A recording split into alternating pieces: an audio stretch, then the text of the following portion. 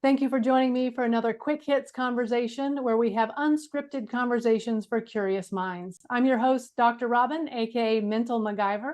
I provide high-performance support and coaching to executives, founders, celebrities, and athletes. With me today, I have Dr. Cole Galloway. He's a recovering academic working in social justice and disability, primarily with babies, as the founder of Go Baby Go. I have Frank Galindo. He has 20 years experience working in PR, where he enjoys bringing people together and creating partnership relationships.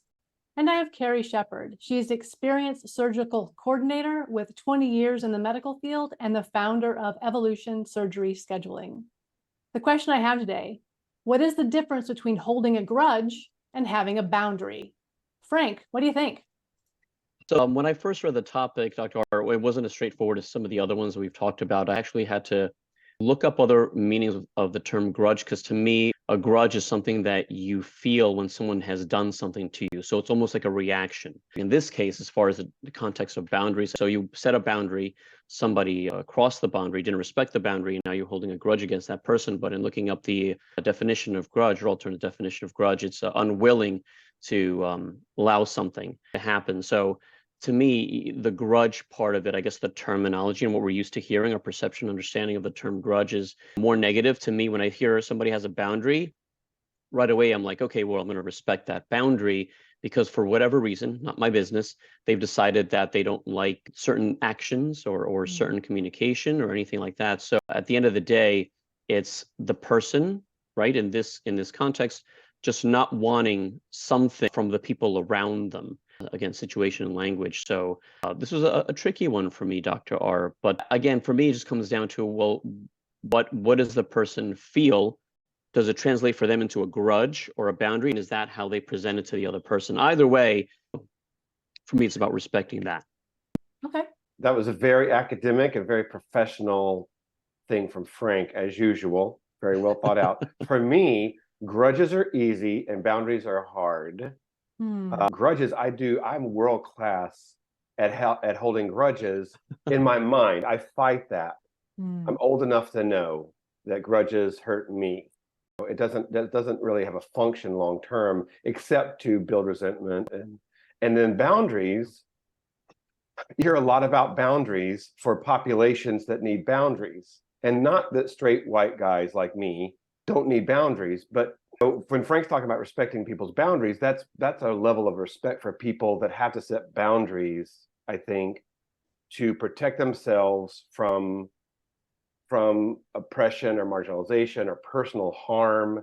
And just at the sociological level, and I've talked about this a lot on Quick Hits, straight white guys we've got it pretty good still, and unusually good. And so boundaries for me, and they say, oh, set boundaries. I don't have to set a lot of boundaries because of the way that the structures already set the boundaries. I need to help other people break boundaries that are inappropriately set by folks like me on other people. And I think that that's an important thing as people think of personal boundaries to make life easier. That's great.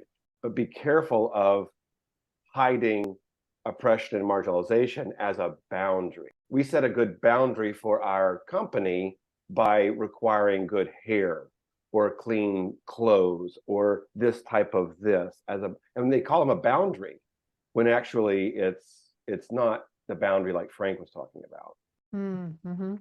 Kari, what came up for you? For me, grudges, I don't hold grudges at all. I am one to forgive very, very quickly. Also with the boundaries, I feel like for myself, I need to set boundaries because I am too nice to a point where I do get walked all over and I just kind of brush it off. And life is so short.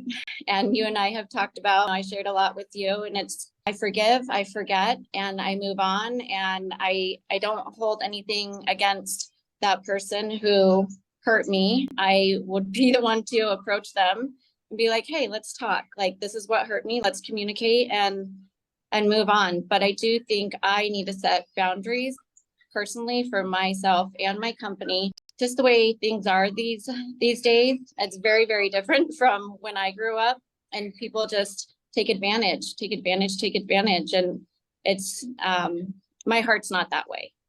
You said an interesting word there. You said forgive. And for me, there's something about forgiveness in the difference between a grudge and a boundary. A grudge is you hurt me, I'm angry, I'm going to hold that against you, I have some bitterness. For me, that's what a grudge is. And being able to say, you hurt me, I forgive you for that, but I'm not going to open myself up to allow you to do it again. That's a boundary. What do you think about that? Yeah, that's true. That's true. And I have a tendency to set myself up and not stick to the boundary for myself. And it happens again and again and again over a period of time. So I have a hard time sticking with that boundary. I like what you said, Dr. R, right now about the grudge. And then, now I'm going to set a boundary. I'm not going to allow you to go back there. And to me, that kind of ties into what Cole was saying before, right? Society and how perhaps maybe marginalized groups feel that, and they hold those grudges because boundaries have been broken or disrespected. And so to them, it's like, okay, we're going to just completely hold ourselves off from the rest of the world, just exaggerating there, but just because they feel like, you know what, you guys aren't stepping all over us again. And I think that that may lead to some more conflict, and the discourse becomes divisive because of that. I love that. And I can visualize, especially with the populations I work with, adults with disabilities, it's chronic and consistent barrage of oppression, whether it's policy, healthcare, it carries in the medical model, and everybody that's in the medical model knows it's broken. The only people that don't participate in it or don't work in it. But if you work in it, it's broken to a core. And for people with disabilities, people that need surgery, you get a lot of very toxic, hurtful things like, I'll pay for the surgery as an insurancer, but I'm not going to pay for this CAT scan to find where to do the surgery. And it's not like you can set a boundary of that and go, I'm not going to pay or listen to wild insurance stuff. So that's that chronic. How do you deal with not having it turn into resentment when you're just barraged by it at the workplace? We've talked about this a lot, whether it's gender issues or privilege or disability. When you're under attack all the time, it's hard to set boundaries, because also when Kari said it's hard for her to set boundaries, I think people also, me included, you can set boundaries, but realize that boundary, depending on where it's set, could act like a wall, and all of a sudden now you're isolated. And that's what Frank's talking about. Like, as a country, I think we've set some good boundaries, red and blue, and we've built walls, and now we're dealing with just not even interacting with our next door neighbors because we're setting boundaries. And holding grudges. And holding grudges at the same time.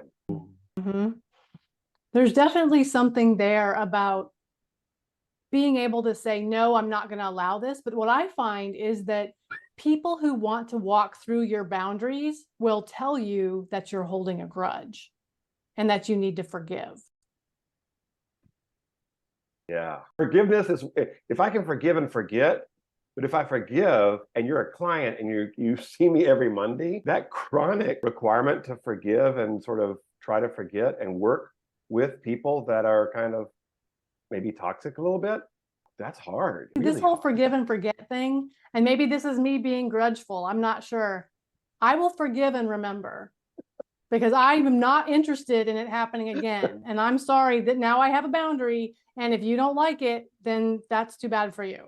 Yeah, because Right. that also then leads into, you fooled me once or hurt me once, then why let it happen again? It's almost like, shame on me. Sorry, Kari. You're good. You're good. I'm agreeing with everything that you guys are saying. I like what Cole said before about the walls of boundaries are built with bricks made of grudges. That's interesting, because I visualized what that looks like when someone or a group of people doing that. And it just, I don't know, that makes total sense, Cole. I really like that. It also makes me wonder, setting boundaries has such a positive culture around it. Yeah. But if setting boundaries limits your learning and limits your ability to go into uncomfortable spaces, Yes. that's also kind of that teen thing. Well, if I feel uncomfortable, I just go set a boundary. Because when you set a boundary, is it keeping people out? Is it keeping you in? I mean, that's just a really interesting. That's the thing about creating safety, because safety also creates a limit. And that's the balance. Maybe we have to do a quick hits about that. Like, how do you create safety but allow yourself to grow at the same time? So that is our 10 minutes for this conversation. So Wow. thank you so much for doing this with me. And I look forward to speaking to each of you again very soon.